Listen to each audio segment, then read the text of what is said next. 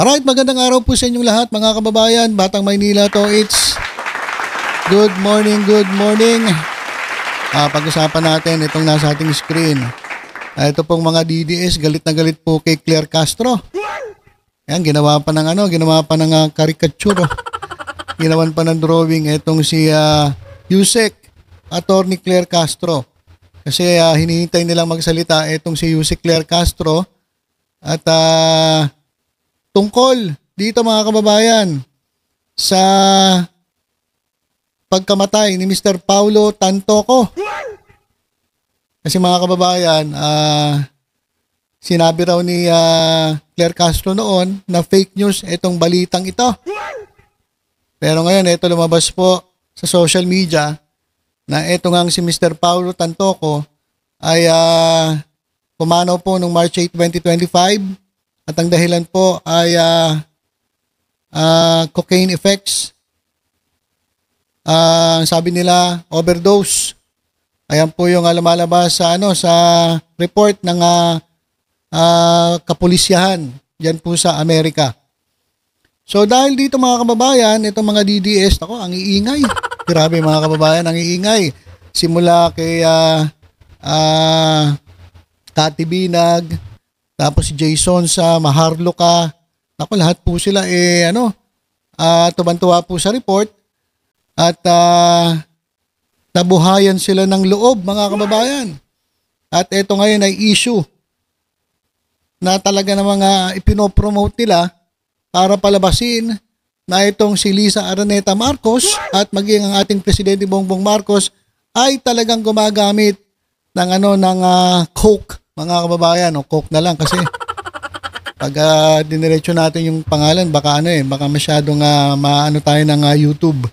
Anyway, pag sinabi kong coke, alam niyo na kung ano ibig sabihin nun. So ito mga kababayan, si Claire Castro, hinihintay. Kasi kahapon parang wala po talagang press conference Wala po tayong narinig na pahayag galing po sa Malacanang. Kasi alam ko, araw-araw po kasi yan Pero kahapon parang wala. Kaya itong mga DDS ay hinihintay nga itong paliwanag ni Claire Castro. Pati si si Daryl Yap. Ito si Akla, talagang kung ano-ano rin ang pinagpo-post, alam naman natin ito yung best friend ni Amy Marcos. Ayan mga kababayan, sabi rito, inom ka muna Coke, Claire, nang magising ka. Ayan mga kababayan, ang dami na napala na itong ang dami ng dami ng comments at ang dami na ring reactions. Ito sabi kay Yusek Claire Castro, parang palaka, ngak-ngak ng ngak-ngak ang animal na yan. Dapat si Castro ilipat sa mental health, doon siya tagapagsalita, baka maintindihan siya ng mga andon. Meron naman sumusuporta parang kay Claire Castro, salute to you Claire. Yan, patuloy lang, God bless you Ma'am Castro. Ay, iba nagsasabi, I miss Auntie Claire. Wala pa ba siya? Kasi wala pong ang PCO, wala pong press conference. Pero natanong yung bagong acting secretary ng PCO, ano ba pangalan nun? Basta ang sabi niya, kasi tinanong siya, ano ba ang statement ng Malacanang? Sabi naman nung acting secretary ng PCO, private na tao si First Lady. So, ano ba ang kinakailangan ba talaga magsalita ang First Lady at Malacanang tungkol dito sa issue ni Paulo Tantoco? Kasi ito pong si Amy Marcos ay naglabas po ng statement. Basahin nga natin itong statement ni Amy Marcos. Ito mga kababayan. Ayan huwag na natin basahin yung sinabi ni Glenn Chong. Basahin na muna natin itong statement ni Amy Marcos. Sabi niya, in recent days, reports have circulated online and in various public fora that the untimely death of Mr. Paulo Tantoco on 8th of March 2025 in Los Angeles was caused by coke effects. Some reports further suggest that Mr. Tantoco was apparently part of the entourage of the First Lady Liza Araneta Marcos, who was in Los Angeles at the time to promote the Manila International Film Festival. More troubling are claims circulating online that the First Lady might have personal knowledge of the circumstances surrounding Mr. Tantoco's death, with some alleging that she was present at the scene either shortly before, during, or immediately after the incident. Ito, hindi pa hindi pa ito confirmed. Ano lang to, parang kwento-kwento ha. Ito mga kababayan liwanagin natin. Hindi sigurado si Amy Marcos kung nandoon si First Lady nung namatay si Mr. Tantoco. Kasi nakasulat dito, sabi niya, siya mismo nagsabi, may have personal knowledge. Pwedeng meron, pero hindi pa po napapatunayan. At sabi, alleging, pag sinabing alleging, di umano, o umano, ay siya raw ay present, nandun daw siya. Doon sa scene, nung itong si Tantoco ay pumanaw. Either, o shortly before, so hindi maliwanag, before, during, or immediately after the incident. So, ano to, ano pa lang, kwento-kwento lang, allegedly. Kaya hindi po ito kumpirmado, hindi po sigurado si Amy Marcos. Given the gravity of these allegations and the matter undeniable public interest, I urge Malacanang to issue, inuutusan niyang Malacanang na mag-issue ng isang comprehensive report on the circumstances of Mr. Tantoco's death, including any involvement, direct or indirect, of the First Lady or other Philippine government officials. I also call for the clarification of the First Lady's whereabouts at the relevant time, as may be reflected in the official records, such as the medical examiner's report, to dispel further speculation. Okay, so ganito. Gusto ni Amy Marcos magpaliwanag po ang Malacanang. Kayo mga kababayan, ano sa tingin ninyo? Kinakailangan ba magpaliwanag ng Malacanang tungkol dito sa pagkamatay ni Mr. Tantoco? Kailangan bang lumabas si First Lady at personal ang magpaliwanag at i-explain lahat ng nangyari nung time na etong si Mr. Paulo Tantoco? Kasi sigurado yan mga kababayan, nung time na nalaman nila na wala ng buhay, kailangan daw paliwanag ni First Lady kung nasaan siya. Ayun ang sabi ni Amy Marcos.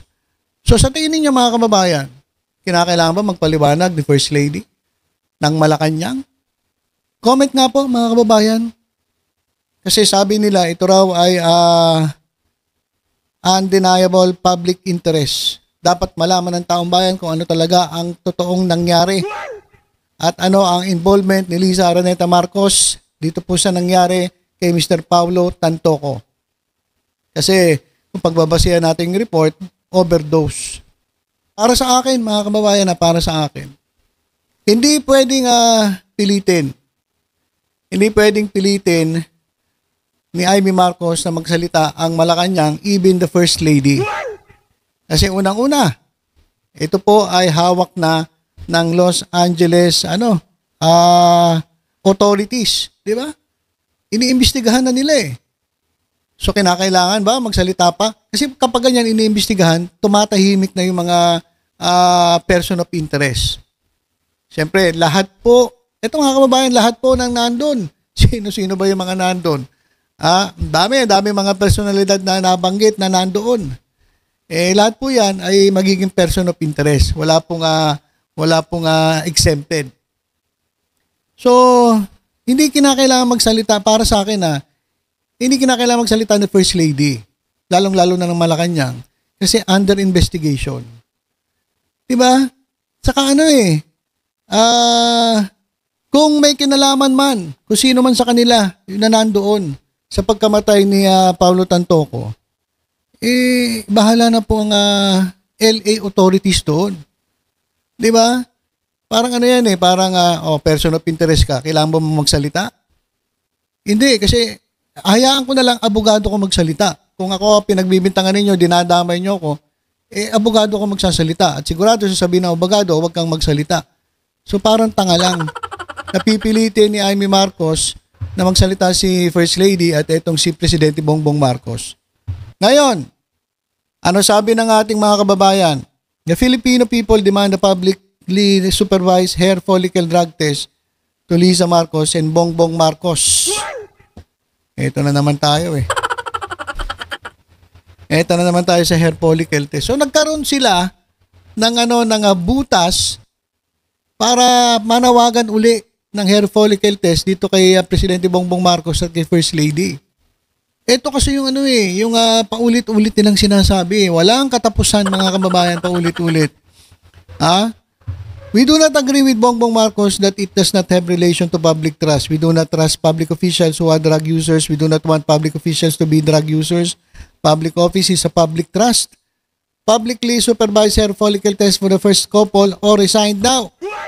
Ayan po yung panawagan ng mga DDS. So nakakita sila ng pagkakataon para manawagan at talagang patalsikin itong mga Marcos dyan po sa kapangyarihan. Ayun naman ang gusto nila eh.